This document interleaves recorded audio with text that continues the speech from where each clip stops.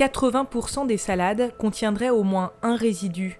C'est en tout cas ce que révèle une étude menée par l'association Génération Future, référence en France dans la lutte contre les pesticides. Les quantités de produits chimiques retrouvés dans ces salades ne dépassaient pas les limites légales. Mais un pesticide sur 5 identifiés était interdit en France. Ces résultats inquiétants ont fait beaucoup de bruit et même déclenché un Saladgate selon les réseaux sociaux. Plus d'une salade sur 10 contient des produits chimiques interdits en France depuis des années. La salade, un légume bon pour notre santé. Pourtant, il serait bourré de pesticides. Pour en avoir le cœur net, nous avons décidé de faire l'expérience par nous-mêmes.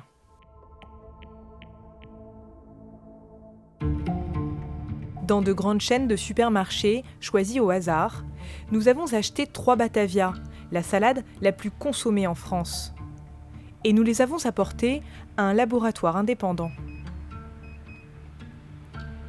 L'échantillon numéro 1 correspond à une salade achetée en vrac. Le numéro 2 est une Batavia en sachet. Enfin, le numéro 3, une Batavia biologique. D'éventuels résidus vont être recherchés parmi une liste de 300 pesticides. Nous devrons attendre une semaine pour obtenir les résultats.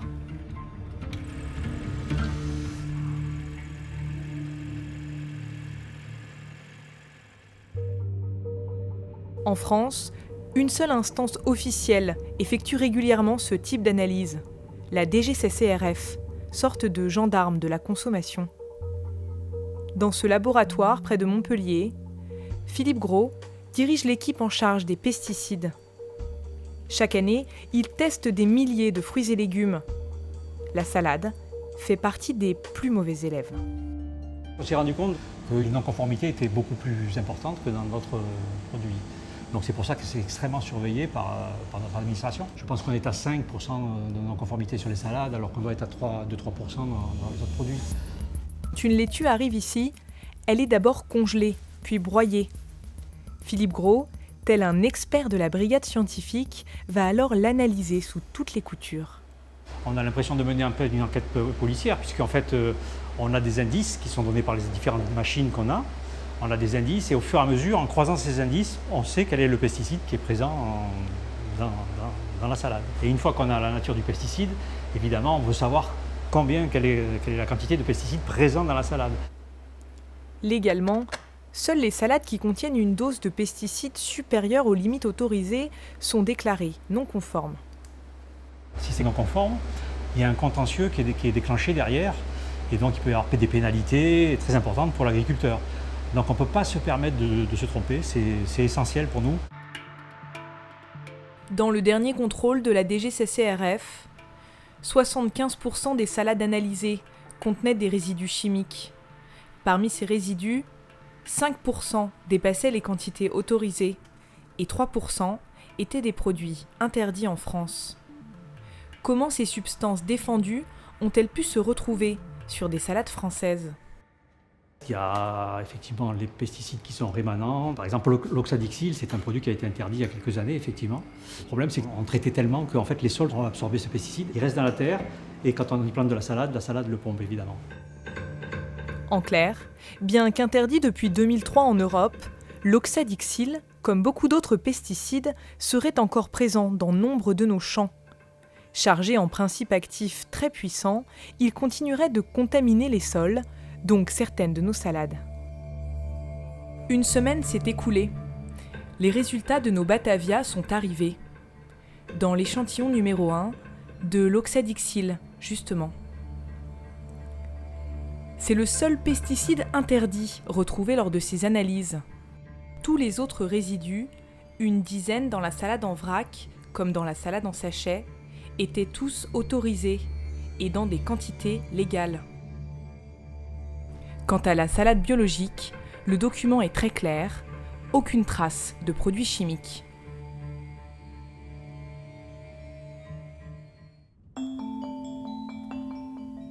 En découvrant ces résultats, une question reste en suspens. Les quantités même très faibles retrouvées dans nos salades sont-elles vraiment sans danger pour notre santé ? Direction Lyon. Bonjour, Madame Giovannini. Entrez, venez. Le docteur Mirakian est spécialisé dans les troubles de la fertilité. À ses patientes qui souhaitent tomber enceintes, elle conseille d'éviter les fruits et légumes traités avec des pesticides. Depuis votre dernière grossesse, il y a des recommandations qui ont un tout petit peu changé, c'est-à-dire essayer de manger bio le plus possible en ce qui concerne les fruits et légumes. Si vous ne pouvez pas manger bio, vous pelez les fruits et légumes, ou bien vous pouvez utiliser des... Je pense par exemple aux salades, mais bon, les salades, il vaut mieux les manger bio. Oui. Mais vous pouvez faire des lavages répétés et peut-être utiliser le bicarbonate ou le vinaigre. Faire attention aux pesticides, ça, je ne l'avais pas entendu encore auparavant, c'est vrai. Ça, c'est une nouveauté pour moi. Des consignes contraignantes, mais nécessaires selon le docteur Mirakian. La consultation terminée, l'endocrinologue nous éclaire sur les résidus trouvés dans nos Batavia.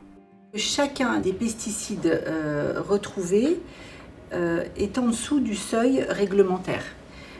Donc ça, on va dire que c'est rassurant. Mais si ces pesticides qu'on va retrouver dans une salade viennent se rajouter aux pesticides des tomates consommées par la même patiente, aux pesticides des fraises consommées par la même patiente, le cocktail de toutes les substances chimiques qui vont être ingérées qui peut avoir un effet délétère. Pour cette spécialiste, le plus préoccupant reste qu'un quart des pesticides retrouvés dans nos analyses sont des perturbateurs endocriniens. Un perturbateur endocrinien, c'est une substance chimique qui perturbe le fonctionnement hormonal d'un animal ou d'un être humain. Aujourd'hui, ce qui est démontré, c'est que l'exposition du fœtus aux perturbateurs endocriniens entraîne plusieurs effets. Un risque de fausse couche accru, à la naissance un peu plus d'anomalies de l'appareil génital masculin. Et puis aujourd'hui, on se pose très sérieusement la question de la relation de cause à effet entre l'épidémie de cancer hormonodépendant et l'effet cocktail de tous ces perturbateurs endocriniens de l'environnement. Aux États-Unis et au Canada, depuis décembre 2015, il y a un consensus pour bannir les perturbateurs endocriniens pendant la grossesse. Mais qu'en est-il en Europe ? On va dire que c'est officiel dans le monde scientifique. Aujourd'hui, on ne peut pas dire que ce soit officiel dans le monde économique et politique européen. Pas officiel, et même loin de là. En décembre dernier, la Commission européenne a été condamnée pour son inaction dans la réglementation des perturbateurs endocriniens. Pas de sanctions, ni d'amende, mais l'obligation de clarifier au plus vite ce flou juridique. Une décision historique prise par la Cour de justice européenne après une plainte de la Suède, notamment soutenue par la France. La Commission prend note de la décision de la Cour de justice. Soulignons cependant que toute décision devra s'appuyer sur des éléments scientifiques et que le sujet des perturbateurs endocriniens est très complexe. Que s'est-il passé ? Stéphane Aurel est journaliste.